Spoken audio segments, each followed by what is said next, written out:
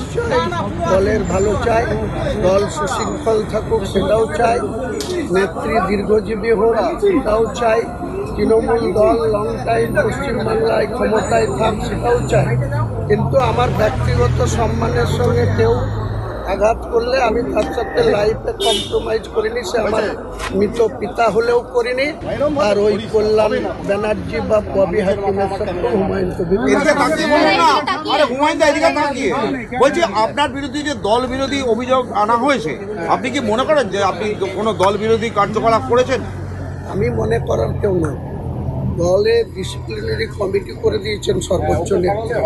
সেই কমিটির তো কাজই হচ্ছে কেউ যদি দলের ক্ষতি করার মতো কিছু বা দলের সম্মান হানিকর কিছু করেন বা দলকে কমজোরি করার কোনো চক্রান্তে যুক্ত থাকেন, তাহলে সেটাকে খুঁজে বের করে তাদের বিরুদ্ধে ব্যবস্থা গ্রহণ করা। তাই তিনারা মনে করেছেন হুমায়ুন কবিরের বক্তব্যে যদি দল কোনো কারণে ক্ষতিগ্রস্ত হয়, নিশ্চয়ই দল কেন আমাকে রিয়াক্ট করবে। আমাকে যেটা সকল লেটার করছেন, যে ইস্যুতে করছেন, আমি যথাযোগ্য ডিসিপ্লিনারি কমিটিকে সম্মান জানিয়েই যথাযোগ্য সময়ের আগেই আমি তাদের জবাব দিই। হুমায়ুনদা, একটা প্রশ্ন, আপনি গতকাল সংবাদ মাধ্যমকে বলেছিলেন যে মমতা বন্দ্যোপাধ্যায়কে সামনে রেখে কেউ ক্ষমতা কুক্ষিগত করার চেষ্টা করছে, মূলত তাদেরকে আপনি টার্গেট করেছিলেন, মানে তাদের বিরুদ্ধে আপনি মুখ খুলেছিলেন। এই ব্যাপারটা নিয়ে আপনি কিছু বলবেন? এই ব্যাপারে আর আমি কোনো কথা এখন বলব। আমি কাল যেটা বলেছি, কালকের কথা তারা সবাই রেকর্ডে রেখেছেন, আবার 10 বার চালানরা আমার বলার নেই। কিন্তু আমি আজকে নতুন করে শোকজের প্রশ্নে কথা বলছেন, শোকজের আমি যথাযোগ্য সময়ে উত্তর দেব, এটুকুই আপনাদের বলছি। আমি আর নতুন করে কোনো কথা বলতে চাই না।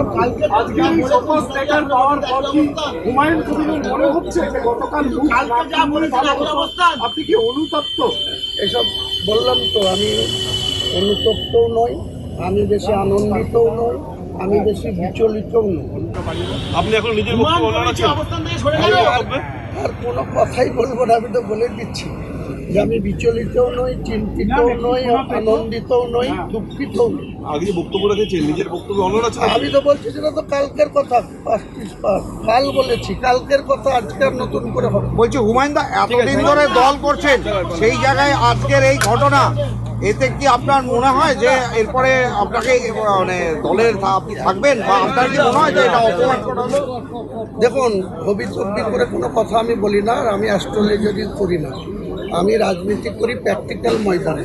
আমাদের নেত্রী 1984 সাল থেকে 7 বারের এমপি, 3 বারের মুখ্যমন্ত্রী, দীর্ঘ টাইম ধরে তিনার লাইফে অনেক পরিশ্রম করে নিজের লাইফে রিস্ক নিয়ে আজকে তৃণমূল কংগ্রেসে প্রতিষ্ঠিত একজন বাংলার না, ভারতবর্ষের একজন মহিলা নেত্রী হিসেবে তিনার বিরল রেকর্ড আছে। তা আমি সেই নেত্রীকে অত্যন্ত সম্মান করি এবং তারই সিদ্ধান্তে তার সুযোগ্য ভাতৃপুত্র অভিষেক ব্যানার্জিকে তিনি নাম্বার 2 করেছেন এই দলে। কাজেই সেই তার পক্ষে কথা বলার জন্য যদি দলের ডিসিপ্লিন ভঙ্গ হয়ে থাকে, তাহলে সেটা আমি দলের কাছেই তার যথাযোগ্য উত্তর। বলছি, আপনাকে কি ভয় দেখানো হতে পারে কালকে যে আশঙ্কা করেছিলেন, এবং আপনি কি এই মুহূর্তে ভয় পাচ্ছেন? আপনাকে কি কোনোভাবে কোণঠাসা করার চেষ্টা করা হচ্ছে? দেখুন, আমি মানুষ হিসাবে মহান আল্লাহ তাআলার দয়ায় আমি মানুষ হিসাবে এসেছি। আমিও চিরদিন বাঁচতে আসিনি। পৃথিবীতে কোনো মানুষ, কোনো জীব চিরদিন বেঁচে থাকে না। আমাদের গড় আয়ু 70 ইয়ার্স। আমার পিতা 88 বছর বয়সে 2007 সালের 7ই ডিসেম্বর মারা গেছে। আমার মা এখনও 95 বছর বয়সে আছেন।